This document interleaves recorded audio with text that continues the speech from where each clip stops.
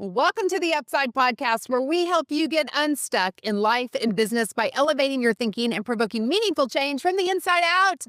And Seth Mills is in the house with me today. We are straight out of MegaCamp, out of San Antonio, last week for Keller Williams Convention. It was a great week. It was really good. It was a really good week. We both sat down. So this is Monday when we're recording, and this episode is going to air tomorrow. So this is about as fast a turnaround as we've ever done on the Upside. God bless your producers. God bless. Rick said that's the fun of it. I'm like, it's really not the fun of it. This is like way slammed for me. It's stressful for you?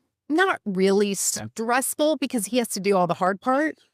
It just feels a little like, what if we got sick? What if something goes wrong? Because by golly, we're going to drop every Tuesday. We've never missed a Tuesday since we started this, and we're not going to start now. So good. Anyway, so here we go. But you had come on with me in February. We did a family reunion, and it was so well received. So I was going to bring you back to co-host this one with me. We're going to have some fun with it. Thank you. I think this marks a year from the first one because we did MegaCamp last year. We did. I'm so excited to be back. We can officially call it a tradition. I think you're right. Yep, it's officially a tradition. I mean, I couldn't call it a tradition until you did. Yeah, well. But I kind of teed you up. You better be good, though, because all traditions can be broken. True. Just kidding. Okay, so go ahead. Well, it's changed the way that I go into these conventions, though, knowing that I'm going to unpack them in the hot for other seats. people. Yeah. In fact, your husband, Tommy Flood, had told me a long time ago, go to these classes and go to these trainings, listening to them as if I'm going to be teaching them once again. Yes. And that's one thing. I think there'd be a temptation to regurgitate everything, but you go to a long multi-day conference and it's not about regurgitation. It's about distillation. Like, can I get it down to the most important stuff? And if I'm constantly asking myself what's really impacting, what's landing, most importantly, what can I do about it? 100%. And there's so much content. This is actually going to be a 2-part episode. So this one is going to be all on social media and AI, really tactical system strategy. We're going to talk more about the technical side of things. And then part 2 that'll drop in 1 week is going to be on mindset and leadership. So next week, we'll talk more what Simon Sinek talked about, Gary Keller, some of our keynote type speakers. But today, we're going to dive into the AI social media space. And we had a lot of great speakers, both at CEO Summit that we opened with on Monday, and then all peppered throughout the event. So, okay, so how we're going to kind of do this episode is we have 6 truths that we're going to just chat about. I think it's 7, but we combined 2. Yep. Yeah, so it's 6. Okay, good. So 6 truths. So number 1, we all know this, you're invisible until AI can see you. And what's crazy, Seth, it's 1 year ago at MegaCamp that we came back talking about GEO. Right. And it was not that it was unheard of, but it was a relatively new strategy. Nobody was really teaching and talking. We were just talking about how to use AI prompts. And that was really the whole focus last year. And it's still the focus. Still the focus. You know, there's been a maturity that we've encountered from a lot of these speakers that it's no longer a matter of using AI to produce content seen by AI. And it's interesting because we actually see a lot of this in the industry now, but we've seen where AI really rewards your human presence. Mm-hmm. Like, what can you create that has never been created before? I mean, there's nothing new under the sun. Sure. Right. And yet the way you piece it together and your unique thoughts and your brand voice, it's pretty unique to you. So these are some crazy stats. 2 billion view Google's AI, their overview. I'm one of those people. I use that Google AI. 1 billion use their AI mode. 900 million use ChatGPT weekly. 82% of Americans use AI to research real estate. So it is becoming absolutely everyday in household. So powerful. And this is what was really great too. I don't remember which speaker talked about this, but each of the different AI platforms are looking for different things. ChatGPT wants to see you on other sites. So they want to see you on LinkedIn,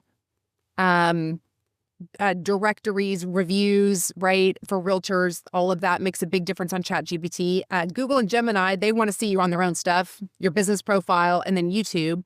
Perplexity wants fresh, timely content, and then Claude wants clean, information-rich website. Did you do Leslie's AI website? Did. Yeah, so one of our speakers had a AI an audit tool. Thank you. Audit tool. What was your score? I was really hoping you'd. Well, I thought you. That's why I thought we'd bring it up on the podcast. I think I was a score of 39. I think you were higher than that. I think you were 42. So I looked at it two different ways, our real estate business, then also my coaching entity as well. And as I'm building a personal voice and a personal brand and I'd like to be seen more visibly as a coach. And it hit me. I've done a lot of intentional things bringing that voice forward, but I don't have the critical pieces that tie it all together. I don't have the way, like, just go to coach.texassullivan.com. Mm-hmm. And it's this tool, this audit tool said, yeah, that's a link tree. So it's there, but you should try it again with something professional. So we can drop that in the show description so that everybody can go do an audit of your website so you can see how discoverable you are on AI. I think I was a 52 or 53, which I felt kind of proud of. But I mean, I'm not going to be super proud if Jet comes home with a 53 on her math score. So lots of work and lots of improvement to do. But the nice thing is that it's not all lost, and where it may be a 39 today, there could be a couple of things that would totally overhaul it. Yes. And I had a chance to speak with Leslie, the speaker, about their program and what they do. And they built some really cool professional assets after doing the audit to fill some of the gap. But then the long-term strategy to drive growth is really about organic content. Mm-hmm. It is a list of prompts, and it's a whole content engine that's driven by AI, but it's all built to be very human. And so I was encouraged, Mm-hmm. let's say, that any of the human content I'm putting out, it's not lost. Like, there's still time. There's still time. Yeah. And if you're doing any of this stuff, you are at the beginning of this. Yep. So be encouraged by that. Okay, so last comment on this. Visibility without substance is still nothing. And I thought that was great. Okay, truth number 2. And this is really what Amy Porterfield talked about. First speaker right out of the gate at CEO Summit. Followers aren't your business. The database is. And she said, if you do not, your paycheck is never going to come from the feed. Social media feeds your database. It was so good. I mean, she really read everybody the riot act, that it wasn't about your follower count, that if it wasn't funneling it back to a database that you own, because you don't own any of your platforms, you don't own any of your followers, you are completely missing the mark. Yeah, she said a handshake is not a partnership. An occasional is not a system. And if they're not in my database, I cannot make a system out of it. And as much as I feel like I'm in a relationship with somebody, is it just a handshake? Has there ever been really an opt-in to be with and belong to, in some aspect, my fan club, my business long term? She said, social media is a job with no paycheck. So she said, if you're spending 7 hours a week creating content on social, which I think probably for a lot of people going all in, that's probably a low number. That's 350 hours a year with no guaranteed return. And so the idea was social media needs to become more than just marketing and branding. You absolutely need to be using it to bring leads into your business. And so her model was the front door framework. She talked about curb appeal, which is, what everything looks like on social. That's what most people focus on. And then she talked about the front door and then the living room. But that front door is really about the lead capture. Right. And what are we doing to capture leads that come into our ecosystem and then drive them to a database that we're then bringing value to? That's the living room. Yeah. Well, in the living room concept, so much of that is not in a digital space as well. Like, this is the life that we actually do with them. Mm-hmm. This is them coming to our events, us taking a coffee meeting with them, all of that. But then we could have more of those living room moments if we get better, especially with that front door.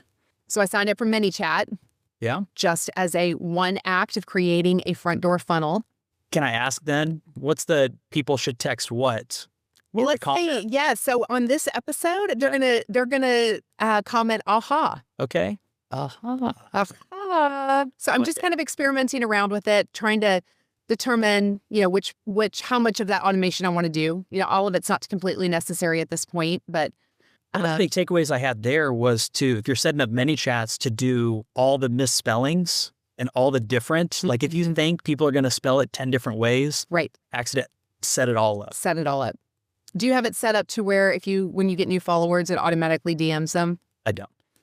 I don't either, and I think I'm going to move to that. The only thing I don't love about that is that it would be for people you know versus people you don't know. It feels a little impersonal. So I'm a little unclear exactly on the strategy behind that. So if you have any thoughts, please text me. Okay, but this is a great point because she was this is Amy. She was talking about 7 hours a day, 350 hours a year spent doing this.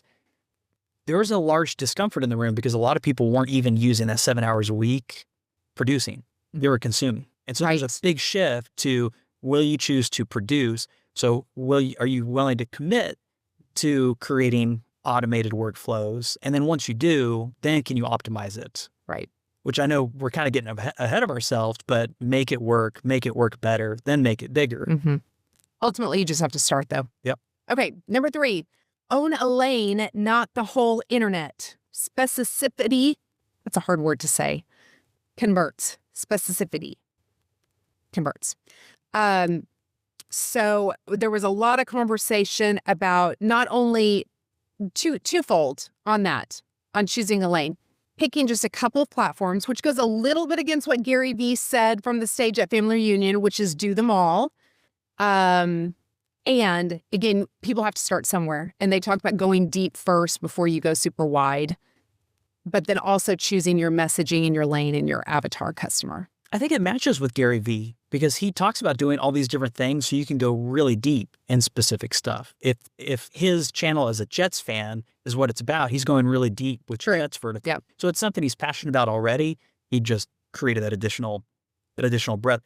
Phil Jones had asked the entire audience, "Are you down with OPP?" Mm-hmm.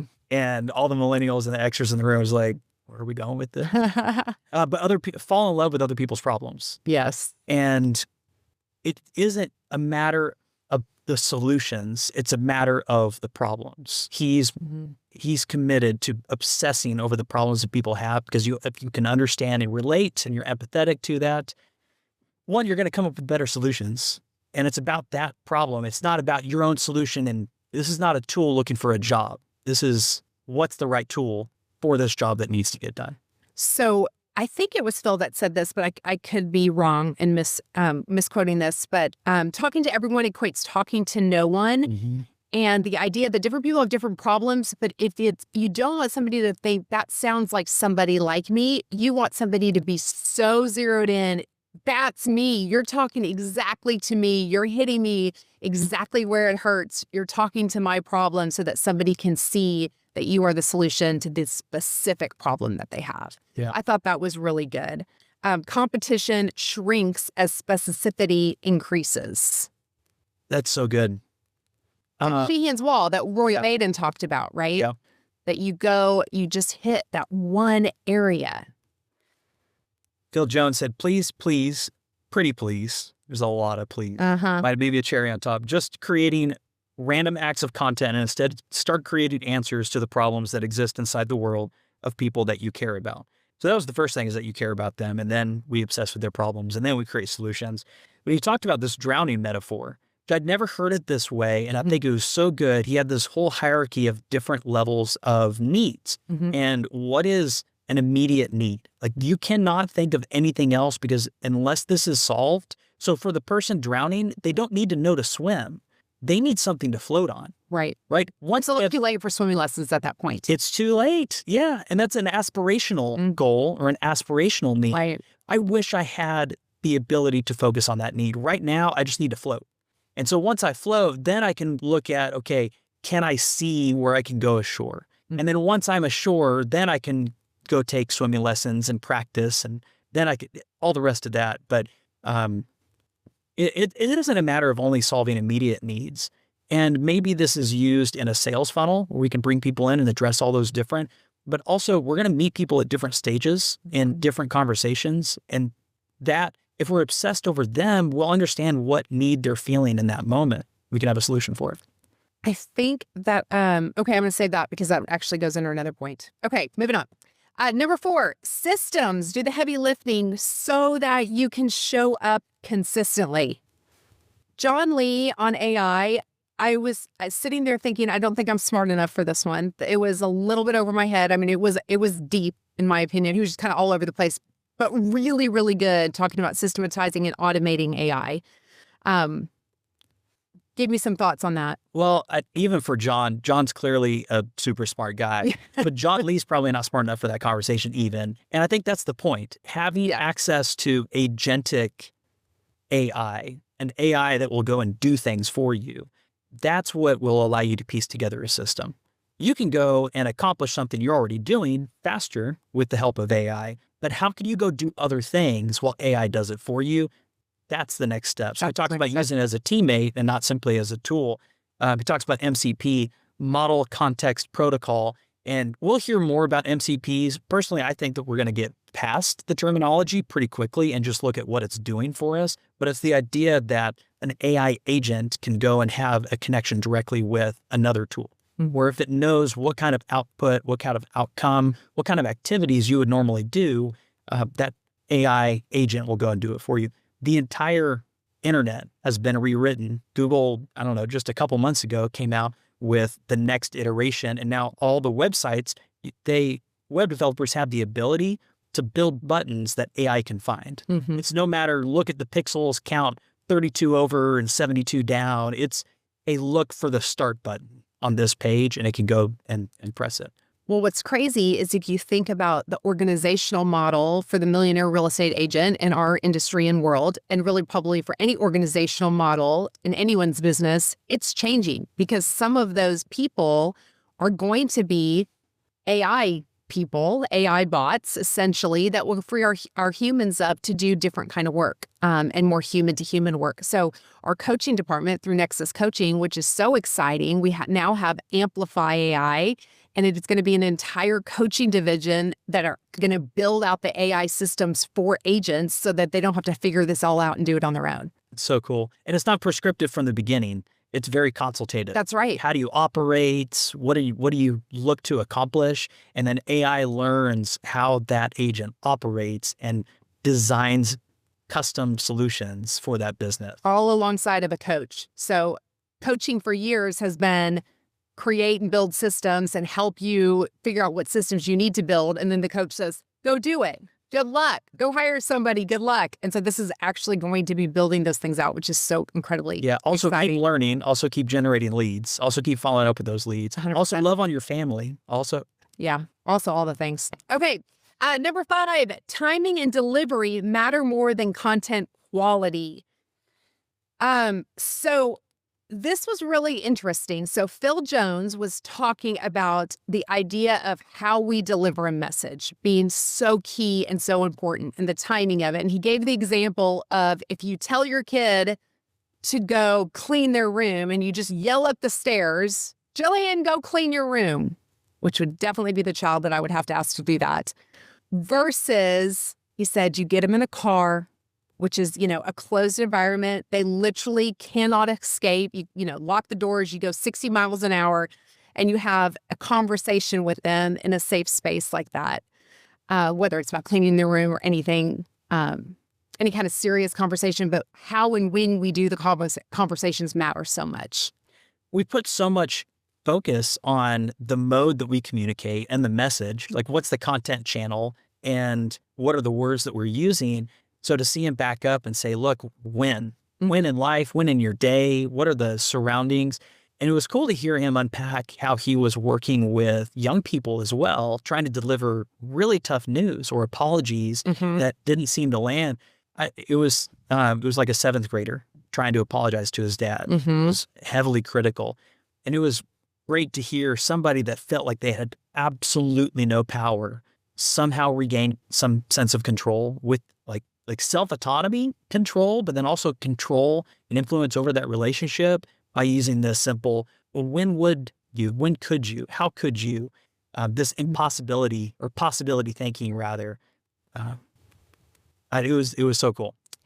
So in the idea too of offering help, and the idea of offering help is not the same thing as let me know if there's something I can do. And I'm guilty of that sometimes. When somebody's going through a hard time, I'll say, there's anything I can do for you, let me know. And I think that typically comes from a good place with people because you don't know what to offer. Yeah. You don't want to be imposing. And yet at the same time, I mean, how many people, when you said to them, let me know if there's something I can do, call you up the next day and go, I could really use a meal. I really could, use $100. Nobody ever comes back around. So it's kind of the lazy approach. Yep. And so I've had 2 situations since MegaCamp of people going through hard times, and I've just set a meal. I don't know if they want the meal. I mean, does it really matter? Because sometimes it's not about the meal. It's about the gesture of just offering help. But I think this also has to do with, if you think about how we're getting our message out on social media or with our database, if there's anything I can help you with in real estate, let me know. As opposed to saying, I can help you with this. This is a problem I can solve for you, and getting really, really specific in the way that we offer help to people. Well, it's an identity positioning as well. Motion is motivation. So when I do something, I'm motivated to do it more, and I become the kind of person that does those things. Changes the relationship we have with people. So good. Okay. Last one. Proof beats perfection. Be the show, not the commercial. That was a specific quote from Amy Porterfield, but she has a great podcast, by the way. So after you listen to this one, her podcast, if you're looking for tactical ways to build your front door campaigns and all of that, her podcast is really great for that. But post-proof, not perfection. The single most underused asset that we have is our receipts. And so many times we're not posting the receipts. We're just trying to make everything look perfect. Okay, so Corey Perlman, except he made the joke about that he's not Corey Feldman. So guess what? Every time I want to call him Corey Feldman. Yeah. I can't remember. Like Perlman, I have to think really, really hard. So Corey Perlman said, be the show, not the commercial. Said be the wise owl, not the squawking parrot. Yes, no one wants to be a squawking parrot. That's horrible. So he said squawking parrot was self-serving, chases attention, and is short-term. The wise owl serves, builds trust, and plays the long game. Thought that was really good. It is. And sometimes we get confused as agents. Do I talk about my business or do I talk about personal? When, of course, we need to talk about business, but this squawking parrot wise owl has kind of shifted some of the way. He talked about the squawking parrot is constantly self-promotion, just listed, look at my volume, just sold, all of those things. Whereas the wise owl, hyper-local community value. This is a show. This is a long-term, hey, you're following this. There's a story that we're telling here. And so much more. Episodic, story-driven content over one-off sales posts is what he said. But what was really cool, where do I have my notes on that? But there is in Instagram, they are going to start rewarding series.